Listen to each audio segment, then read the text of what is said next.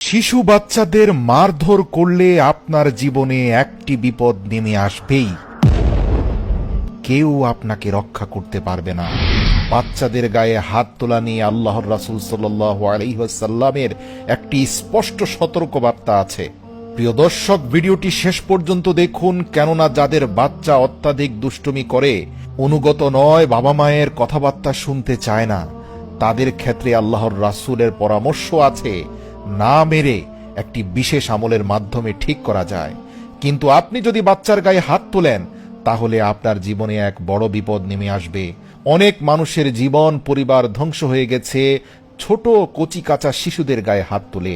প্রিয় দর্শক, ভিডিওটি শেষ পর্যন্ত দেখুন। এক ব্যক্তি তার ছোট বাচ্চাকে মারধর করছিল।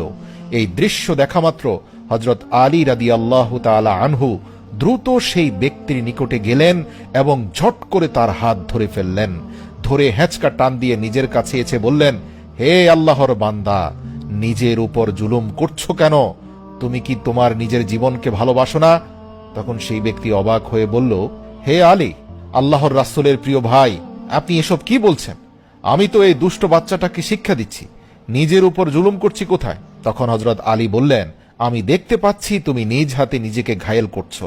ওহে ব্যক্তি, আমি আল্লাহর রাসূল সাল্লাল্লাহু আলাইহি ওয়াসাল্লামকে বলতে শুনেছি, কম বয়সী শিশুর কান্না আল্লাহর অস্তিত্ব ও একত্ববাদের সাক্ষ্য দেয়।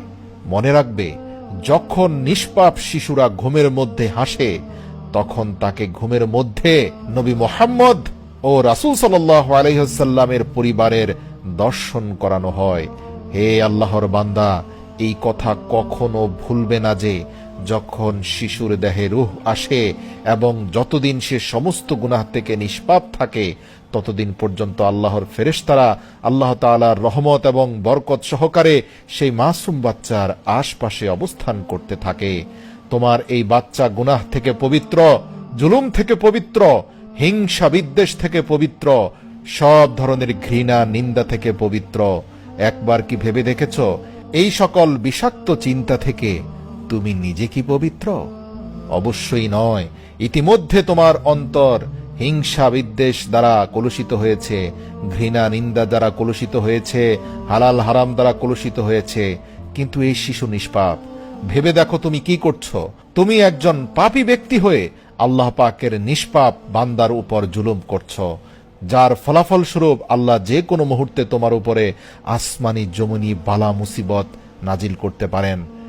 জেনে রাখো, শুধুমাত্র নিষ্পাপ শিশুদের গায়ে ছোটখাটো ভুল ত্রুটি এবং ছেলে মানুষের কারণে যারা হাত তোলে, আল্লাহ পাক তাদের দুনিয়ার জীবনের বরকত তুলে নেন এবং দুনিয়ায় এদের অন্তরকে আল্লাহ তাআলা কঠিন করে দেন।